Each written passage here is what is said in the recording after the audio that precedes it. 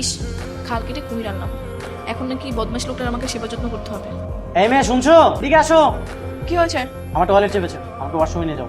আমি আপনাকে ওয়াশরুমে নিয়ে যাবো? অসম্ভব, পারবো না। আচ্ছা ঠিক আছে, আমি আমার বাবাকে কল দিচ্ছি। কল দিতে হবে না, চলে নিয়ে যাচ্ছি। কি ব্যাপার, দাঁড়ালে কেন?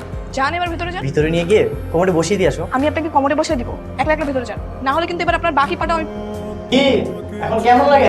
আমি টয়লেট করছি আর তুমি বাইরে দাঁড়িয়ে আছো, এটাই তোমার শাস্তি। আপনার কেমন লাগে আমার সাথে লাগতে এসে পাটা ফ্রিজ করে দিয়েছি একদম? এই যদি একবার ভালো ভালো সুস্থটা হয়ে যায় তোমাকে মজাটা দেখাবো। আপনাকে আমি সুস্থ হতেই দিব, চোখ বুঝে আরেকটা ভ্যাকসিন দিয়ে দিব।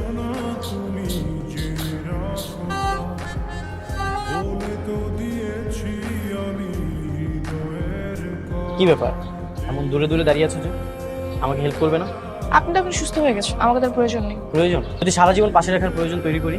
মানে তোমাকে বিয়ে করে সারা জীবন আমার বাসায় রেখে আসছে আমাকে বিয়ে করতে, তো যদি বিয়ে করতে ইচ্ছে হয় তাহলে আপনার বাবাকে গিয়ে বলুন। হ্যাঁ, আজই আমার বাবাকে বলবো।